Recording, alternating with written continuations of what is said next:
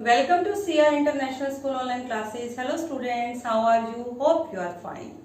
बेटा हमारा fourth chapter चल रहा है ज्योग्राफी का एयर कि एयर क्या है, एयर क्या होती है। मैंने कल भी आपको बताया था कि जो हमारी अर्थ है surrounded by air, envelope of air, हमारी जो अर्थ है चारों तरफ से एयर के एनवेलप से, एयर की चादर से घिरी हुई है, जिसे हम एटमॉस्फेयर कहते हैं।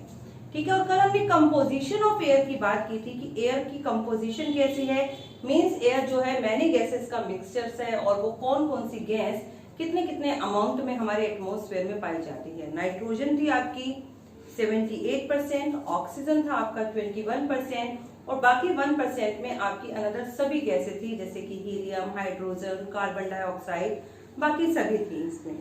ठीक है। आज हम बात करते हैं स्ट्रक्चर ऑफ द एटमॉस्फेयर की। किसकी बात करेंगे बेटा हम? Structure of the atmosphere.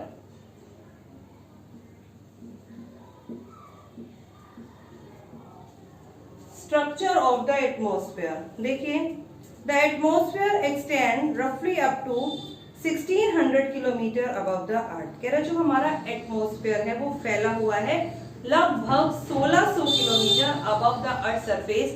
अर्थ की सतह से 1600 किलोमीटर मीन्स हम अर्थ की सरफेस पर रहते हैं, यहाँ से इसकी ऊंचाई ऊपर लगभग 1600 किलोमीटर तक है। It is divided into 5 layer और ये मेनली 5 लेयर्स के अंदर डिवाइडेड है, जिनके नाम क्या क्या है? ट्रोपोस्फियर, फर्स्ट लेयर कौन सी है? ट्रोपोस्फियर। बेटा यदि हम इसका एक डायग्राम बनाते हैं अर्थ की लेयर का, तो आपको पता है हम लोग यहाँ रहते हैं, ये अर्थ की सरफेस है, ये अर्थ सरफेस है, ठीक है। और अर्थ की सरफेस से अप टू 1600 मतलब 1600 किलोमीटर तक की ऊंचाई तक हमारा एटमॉस्फेयर फैला हुआ है। तो सबसे ऊपर जो लेयर है उसको ट्रोपोस्फियर कहा जाता है। क्या कहा जाता है बेटा? ट्रोपोस्फियर। ट्रोपोस्फियर के ऊपर है आपकी स्ट्रेटोस्फियर, स्ट्रेटोस्फियर से ऊपर है आपकी मेसोस्फियर, मेसोस्फियर से ऊपर है आपकी थर्मोस्फियर और थर्मोस्फियर से ऊपर है आपकी एक्सोस्फियर। ये आपकी 5 लेयर्स है अर्थ की तह से। ये 5 लेयर्स हो गई आपकी, ठीक है। 5 बॉक्स हम बना देंगे। ये हमारी 5 लेयर है starting from the earth surface, जो कि अर्थ की सरफेस से होती हैं। अब आप देखेंगे अर्थ हमारी राउंड है तो कैसे होगा? ये हमारी हो गई अर्थ, ये अर्थ। अब इसके चारों ओर ये हो गई फर्स्ट लेयर, ये सेकेंड लेयर, ऐसे करता है ये ट्रोपोस्फियर, ये स्ट्रेटोस्फियर, ये मेसोस्फियर, यहाँ थर्मोस्फियर और यहाँ एक्सोस्फियर। ये ऐसे ऐसे हमारी अर्थ को एटमॉस्फेयर ने चारों तरफ से घेरा हुआ है और ये लगभग 1600 किलोमीटर की ऊंचाई तक फैला हुआ है। ठीक है बेटा। अब हम इसी के बारे में बात कर रहे हैं, इसी स्ट्रक्चर के बारे में।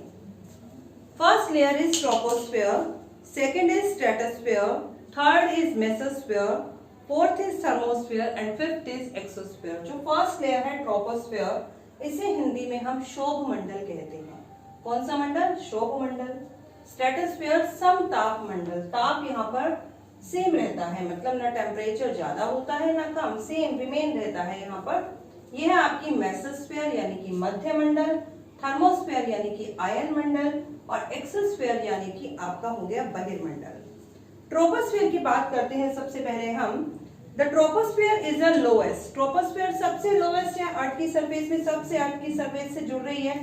But the most important layer of the atmosphere, लेकिन ये एटमॉस्फेयर की सबसे इंपॉर्टेंट लेयर है। It extend up to 18 kilometre over the equator. कह रहे इट एक्सटेंड, ये फैली हुई है लगभग 18 kilometre over the equator and 8 kilometre over the pole. Equator पर इसकी जो ऊंचाई है ट्रोपोस्फियर की वो आपकी 18 किलोमीटर है और जो है आपकी पोल के पास ये सिर्फ 8 किलोमीटर ही रह जाती है। ऑल द वेदर फिनोमिना, सभी मौसम संबंधी तथ्य लाइक रेन, बारिश का होना, फोग, ओले पड़ना, अगर इन दिस लेयर, इसी लेयर में होते हैं। बेटा देखो मौसम बदलना, सुबह मौसम साफ है, अब नहीं है, बारिश हो रही है, ओले पड़ रहे हैं, फोग हो रही है, ठीक है, या ह्यूमिडिटी है, ये सब कुछ जो है आपकी इसी लेयर में होता है। Both temperature and pressure decrease with the height of this layer, और जैसे जैसे हम अर्थ की सतह से ऊपर जाते हैं दोनों चीजें घटती हैं, टेम्परेचर भी घटता है और उसके साथ साथ प्रेशर भी कम हो जाता है। आप लोगों ने नोट किया होगा कि जब हम अर्थ की सरफेस पर एक प्लेन एरिया में होते हैं तो वहां पर टेम्परेचर ज्यादा है, लेकिन यदि हम एक माउंटेन एरिया में चले जाते हैं तो जितनी जितनी ऊंचाई पर जाते हैं उस पर्वत में उतना उतना ही टेम्परेचर जो है क्या हो जाता है, वो कम होता चला जाता है। और उसके साथ साथ बेटा जब हम इक्वेटर से पोल की तरफ जाते हैं तो भी टेम्परेचर जो है डिक्रीज होता है, क्योंकि अर्थ जो सन की रेज है वहां पर स्लैंटिंग होती चली जाती है। Second is stratosphere. The stratosphere, इसको हिंदी में हम समतापमंडल कहते हैं। The stratosphere lies above the troposphere. Stratosphere troposphere के ऊपर है, ठीक है, and extend up to the height of 50 kilometre. वो आपकी थी 8 to 18, यानी कि ये लगभग हो गई 18 किलोमीटर तक, और ये हो गई आपकी 50 किलोमीटर तक, ठीक है। It extend up to the 50 kilometre above the earth surface. Earth की सरफेस से लगभग 50 किलोमीटर की ऊंचाई तक है।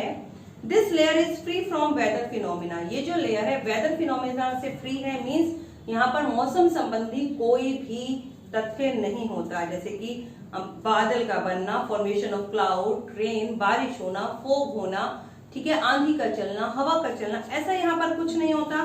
Thus providing ideal condition for flying of jet plane. इसीलिए ये जो लेयर है, ना यहाँ पर बारिश है ना यहाँ बादल है, तो ये जेट प्लेन की फ्लाइंग के लिए, जेट प्लेन जिस लेयर में उड़ते हैं उसके लिए बेस्ट लेयर है, क्योंकि जब एरोप्लेन फ्लाई करते हैं तो उनकी रास्ते में बाधा डलती है। जब बादल बन जाते हैं तो उन्हें सामने का एरिया नहीं दिखता, बारिश होती है, ओले होते हैं, तो इन सबसे ऊपर ही जेट प्लेन आपके फ्लाई करते हैं। तो बेटा जेट प्लेन आपके फ्लाई करते हैं स्ट्रेटोस्फीयर के अंदर। This layer is rich in ozone gas. ये जो लेयर है आपकी ओजोन गैस से भरपूर है, मतलब यहाँ पर ओजोन नाम की गैस भी पाई जाती है। कहाँ पर? स्ट्रेटोस्फीयर में। स्ट्रेटोस्फीयर में आपकी ओजोन है। अब ओजोन का क्या काम है? ओजोन गैस है विच प्रोटेक्ट अस, जो कि हमारी रक्षा करती है from the harmful ultraviolet from the sun, सूर्य से आने वाली हानिकारक अल्ट्रावायलेट यानी कि पराबैंगनी किरणों से। मैंने कल भी आपको बताया था ये जो अल्ट्रावायलेट रेज हैं जो सन से हमारी तरफ आती हैं, जिसके कारण हमें स्किन कैंसर और कई प्रकार की बीमारियां लग जाती हैं। Third is mesosphere. Mesosphere means Madhya Mandal. The mesosphere is the third layer of the atmosphere. ये एटमॉस्फेयर की तीसरी लेयर है, which extend from 50 to 80 kilometre. जो कहां तक फैली है? 50 to 80 किलोमीटर, मीन्स ये बिटवीन 50 to 80 किलोमीटर इसकी हाइट है, क्योंकि 50 तक तो आपका स्ट्रेटोस्फीयर हो गया, 50 to 80 के बीच में हो गया आपका mesosphere. Meteoroids which enter the earth atmosphere burn up in this layer. Meteoroid जो उल्का पिंड है, जब वो एटमॉस्फेयर से अर्थ की इस लेयर में एंटर करते हैं, ऊपर से आते हैं, और जब इस लेयर में आते हैं तो यहाँ पर एयर के साथ रगड़ होने के कारण वो जल उठते हैं। तो आपने देखा होगा जब मीटियोइड जलते हैं तो हमें ऐसे लगता है कि जैसे कि कोई तारा टूटा, हम पुच्छल तारा बोल देते हैं उसे, है ना। तो ये जो मीटियोइड्स हैं जब एटमॉस्फेयर में आपकी मेसोस्फीयर के अंदर आते हैं तभी वो जल उठते हैं। Next is thermosphere. थर्मोस्फीयर आपका हो गया आयन मंडल, ठीक है।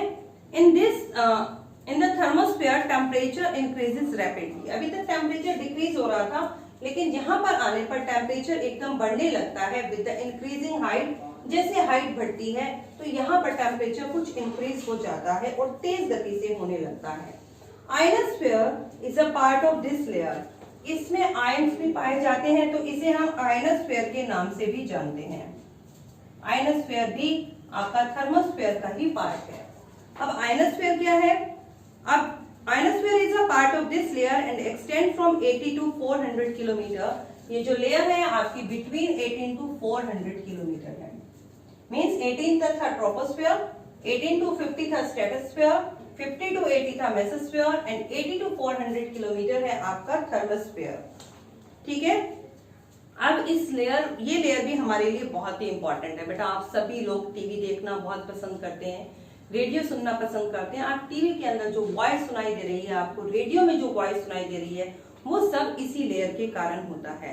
The presence of electrically charge particles called icons reflect radio waves back to the earth and help in radio transmission. कह रहे the presence of electrically charge particles, कह रहे इसमें जो है इलेक्ट्रिकली चार्ज पार्टिकल्स होते हैं जिन्हें हम आयंस कहते हैं। मींस यहाँ पर आयंस जो है, आयन पार्टिकल प्रेजेंट हैं, जिसके कारण क्या होते हैं, जब पृथ्वी से रेडियो वेव्स को ट्रांसमिटेड किया जाता है तो वो ऊपर एटमॉस्फेयर की तरफ जाते हैं, लेकिन यहां तक आने के बाद ये जो आयन है, ये आयन इसे वापस धरती पर रिफ्लेक्ट कर देते हैं, वापस धरती पर बैक कर देते हैं, जिसके कारण हमारे रेडियो और टीवी में हमें आवाज सुनाई देने लगती है। ठीक है, और ये क्या करती है, help in radio transmission communication, जिसके कारण हमें संचार, रेडियो संचार में मदद मिलती है। फिफ्थ इज एक्सोस्फीयर, ये सबसे ऊपर की लेयर है और ये अबाउट लगभग 1600 किलोमीटर तक फैली है, अबाउट 1600 किलोमीटर। लेकिन 1600 किलोमीटर के बाद भी जो हवा की जो लेयर है, ये मतलब कंफर्म नहीं है कि 1600 किलोमीटर तक है, ये अबाउट है, मतलब लगभग 1600 किलोमीटर की ऊंचाई तक है। उसके बाद धीरे धीरे ये पूरे स्पेस के अंदर मिक्स हो जाती है। The exosphere is the uppermost layer of the atmosphere, ये आपके एटमॉस्फेयर की सबसे ऊपर की लेयर है। where the density of air is very thin, जहां पर एयर की डेंसिटी बहुत कम होती है, एयर बहुत कम पाई जाती है। It has no outer limit, इसकी कोई आउटर लिमिट नहीं है, मतलब 1600 किलोमीटर तक तो थोड़े बहुत कण पाए जाते हैं, लेकिन उसके ऊपर भी थोड़े बहुत हैं, इसकी आउटर लिमिट नहीं है। Ultimately merge into the interplanetary space, और धीरे धीरे ये ग्रहों के बीच का जो स्पेस है, क्योंकि हमारी अर्थ भी एक प्लेनेट है, उसके बाद जो प्लेनेट के बीच में जो स्पेस है, अंतरिक्ष है, उसके अंदर ये मर्ज हो जाती है। ठीक है, देखिए आप इसका डायग्राम देखिए बेटा, ये आपका डायग्राम था इसका, ये देखिए layer of atmosphere. First layer है आपकी, इसी लेवल ये है आपकी, ये तो अर्थ हो गई, ये आपकी हो गई ट्रोपोस्फेयर। अब ट्रोपोस्फेयर के अंदर वेदर संबंधी सभी फिनोमिना हो गए। ये जेट प्लेन उड़ रहे हैं, ये हैं आपके स्ट्रेटोस्फेयर के अंदर, ठीक है, क्योंकि ये क्लाउड से फ्री है। ये थर्ड है आपकी मेसोस्फेयर, जो ये उल्का पिंड है, यहाँ आने पर जल उठते हैं जो आपके मीटेरोइड्स हैं। ये है आपकी थर्मोस्फेयर।